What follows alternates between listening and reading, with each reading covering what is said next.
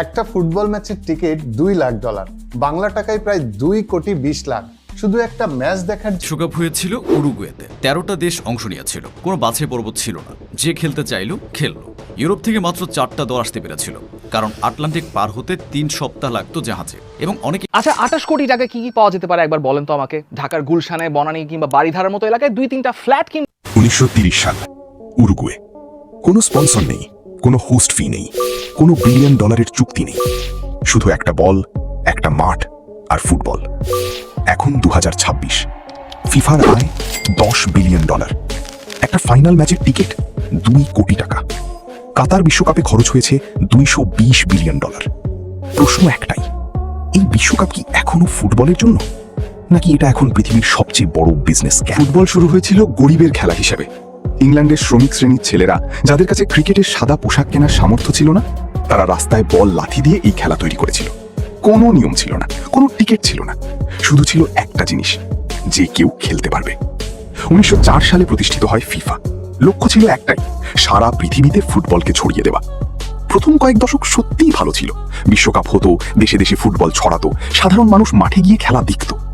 কিন্তু তারপর 1970-এর দশকে এলো কর্পোরেট স্পন্সরশিপ, তারপর টেলিভিশন ব্রডকাস্টিং ডিল, তারপর মার্কেটিং রাইটস। ধীরে ধীরে ফুটবল আর শুধু খেলা রইল না, ফুটবল হয়ে গেল পৃথিবীর সবচেয়ে বড় বিজনেস প্ল্যাটফর্ম। এবং এই রূপান্তরের সবচেয়ে বড় প্রমাণ একজন মানুষ, তার নাম জিয়ান্নি ইনফান্তিনো। 2016 সাল, ফিফা তখন দুর্নীতির অভিযোগে জর্জরিত। আগের প্রেসিডেন্ট সেপ ব্ল্যাটার রেজিগনেশন দিয়েছেন, FBI তদন্ত চলছে। এই পরিস্থিতিতে মঞ্চে আসেন জিয়ান্নি ইনফান্তিনো। তিনি বলেছিলেন, আমি ফিফাকে পরিষ্কার করব, ফুটবলকে সবার কাছে নিয়ে যাব, এটা হবে সবার বিশ্বকাপ। মানুষ বিশ্বাস করেছিল, কিন্তু তারপর কি হলো? ইনফান্তিনোর প্রথম বড় সিদ্ধান্ত ছিল বিশ্বকাপে দল বাড়ানো, 32 থেকে 48। তিনি বললেন, এটা ছোট দেশগুলোর জন্য, আফ্রিকা, এশিয়া, লাতিন আমেরিকার দলগুলো সুযোগ পাবে। শুনতে মহৎ লাগছে, তাই না? কিন্তু বাস্তবতা দেখুন, 48 দল মানে 104টি ম্যাচ। 104 ম্যাচ মানে বেশি ব্রডকাস্টিং রেভিনিউ, বেশি টিকিট বিক্রি, বেশি স্পন্সর ডিল। ফুটবল বিশেষজ্ঞরা বলছেন, গ্রুপ স্টেজে এখন অনেক দুর্বল দল আসবে, মানহীন ম্যাচ বাড়বে, কিন্তু ফিফার পকেট ভরবে। এরপর আসুন সৌদি আরবের প্রসঙ্গে। ইনফান্তিনো 2022 সালে সৌদি আরবে বসবাস শুরু করেন। হ্যাঁ, ফিফার প্রেসিডেন্ট সৌদি আরবে থাকেন। তারপর সৌদি আরব পেল 2034 বিশ্বকাপ আয়োজনের দায়িত্ব, কোনো প্রতিযোগিতামূলক বিডিং ছাড়াই। কাকতালীয়? ফুটবল অ্যানালিস্টরা বলছেন। এবং সবচেয়ে বড় প্রশ্ন, যে মানুষটি বলেছিলেন ফুটবল সবার জন্য, তার আমলেই বিশ্বকাপের টিকিটের দাম হয়েছে সর্বকালের সর্বোচ্চ। ধরুন আপনি একজন বাংলাদেশি, মধ্যবিত্ত পরিবার, ফুটবল প্রেমী, সারা জীবন স্বপ্ন ছিল একদিন সরাসরি বিশ্বকাপ দেখবেন। 2026 বিশ্বকাপ হচ্ছে আমেরিকায়, আপনি ঠিক করলেন এবার যাবেনই। কত লাগবে? টিকিট।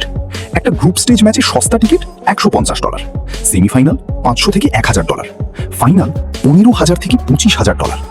বাংলাদেশি টাকায় শুধু ফাইনাল টিকিট 17 থেকে 28 লক্ষ টাকা।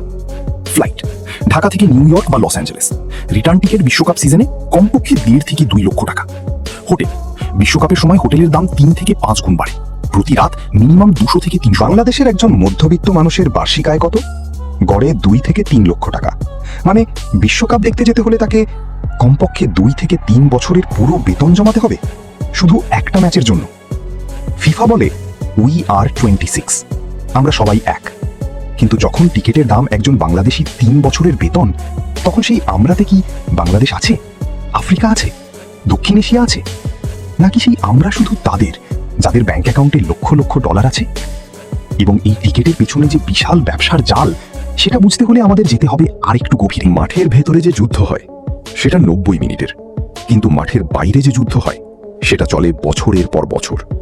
এই যুদ্ধের নাম জার্সি যুদ্ধ। 3টি কোম্পানি, নাইকি, অ্যাডিডাস, পুমা, এই 3টি কোম্পানি 48টি দলের জার্সির সত্ত্ব নিয়ে লড়াই করছে। কারণ একটি জার্সি চুক্তি শুধু জার্সি না, এটা হলো ব্র্যান্ড এক্সপোজার, বিলিয়ন মানুষের চোখে লোগো, সোশ্যাল মিডিয়া ভাইরালিটি এবং কোটি কোটি ডলারের জার্সি বিক্রি। অ্যাডিডাসের কাছে আছে আদিদাসের কাছে আছে আর্জেন্টিনা, মেসির দেশ, জার্মানি সবচেয়ে ঐতিহ্যবাহী দল, স্পেন 2 বারের চ্যাম্পিয়ন, নাইকির কাছে আছে ব্রাজিল 5 বারের বিশ্ব চ্যাম্পিয়ন, ফ্রান্স বর্তমান চ্যাম্পিয়ন, ইংল্যান্ড, পর্তুগাল রোনালদোর দেশ। পুমার কাছে আছে ইটালি, ঘানা, সেনেগাল সহ বেশ কিছু আফ্রিকান দল। এখন হিসাব দেখুন, শুধু ব্রাজিলের সাথে নাইকির চুক্তি বার্ষিক $100 মিলিয়ন। আর্জেন্টিনার সাথে অ্যাডিডাসের চুক্তি বার্ষিক প্রায় $50 মিলিয়ন। এই একটা বিশ্বকাপে 3 কোম্পানির মোট সম্মিলিত আয় $3 বিলিয়নেরও বেশি। কিন্তু এই $3 বিলিয়ন কতটুকু যাচ্ছে কোনো তৃতীয় বিশ্বের দেশের তরুণ ফুটবলারের কাছে, কোনো আফ্রিকার ঘাসের মাঠে বল খেলা ছেলেটার কাছে? 2010 সাল কাতার ঘোষণা করলো তারা 2022 বিশ্বকাপ আয়োজন করবে। পৃথিবী অবাক হলো। কাতার একটা ছোট মরুভূমির দেশ, জনসংখ্যা মাত্র 30 লক্ষ, ফুটবলের কোনো ঐতিহ্য নেই। তাহলে কেন কাতার? কারণ কাতারের কাছে ছিল বিশ্বের সবচেয়ে বড় প্রাকৃতিক গ্যাসের মজুদ এবং অফুরন্ত টাকা। ফিফা চেয়েছিল সেই টাকা। কাতার চেয়েছিল বিশ্বমঞ্চে পরিচিতি। ডিল হয়ে গেল। কাতার খরচ করল $220 বিলিয়ন। এর মধ্যে শুধু স্টেডিয়ামেই গেল $6.8 বিলিয়ন। 8টি নতুন স্টেডিয়াম নির্মাণ করল কারা? মূলত দক্ষিণ এশিয়া আর আফ্রিকার শ্রমিকরা, বাংলাদেশ, ভারত, নেপাল, পাকিস্তান থেকে আসা মানুষরা।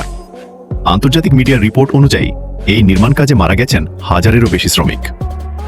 বিশ্বকাপ শেষ হলো, পৃথিবী চলে গেল। কাতারের সেই 8টি স্টেডিয়াম আজ মূলত ফাঁকা। কয়েকটা ছোট করা হয়েছে, কয়েকটা কনসার্ট হলে পরিণত হয়েছে। ফিফা পেয়েছিল $7.5 বিলিয়ন রেভিনিউ। কাতারের বিনিয়োগের রিটার্ন নগদ। এখন 2026, আমেরিকা, কানাডা, মেক্সিকো। ফিফার লক্ষ্য $13 বিলিয়ন। এটা হবে ইতিহাসের সবচেয়ে বেশি আয়ের বিশ্বকাপ।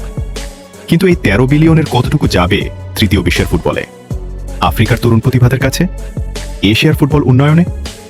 ইতিহাস বলছে খুবই কম। এবার একটু নিজেদের কথা বলি। বাংলাদেশ কোনোদিন বিশ্বকাপ খেলেনি, হয়তো আরো অনেক বছর খেলবেও না। কিন্তু বিশ্বকাপ এলে বাংলাদেশ যেভাবে জেগে ওঠে, পৃথিবীর আর কোনো দেশ তেমনভাবে ওঠে কিনা সন্দেহ। রাত 3টায় ঘুম থেকে উঠে ম্যাচ দেখা, পাড়ায় পাড়ায় ব্রাজিল আর্জেন্টিনার সমর্থকদের মধ্যে বাজি, ছোট ছেলেরা মেসি রোনালদোর জার্সি পরে স্কুলে যাওয়া। এই আবেগ অকৃত্রিম, এই ভালোবাসা সত্যিকারের। কিন্তু এই আবেগটাকেই ব্যবহার করছে ফিফা, এই ভালোবাসাটাকেই পণ্য বানিয়ে বিক্রি করছে। আপনি কোন দল সাপোর্ট করো, আর্জেন্টিনা নাকি ব্রাজিল? কমেন্ট করুন। তাহলে সত্যিটা কি? ফিফা কি সম্পূর্ণ খারাপ? না, ফিফা সত্যিই ফুটবলকে পৃথিবী জুড়ে ছড়িয়ে দিয়েছে। বিশ্বকাপ সত্যিই মানুষকে একত্রিত করে, ফুটবল সত্যিই লক্ষ লক্ষ মানুষের জীবনে আনন্দ আনে। আপনি কি মনে করেন? কমেন্ট করুন। ধন্যবাদ।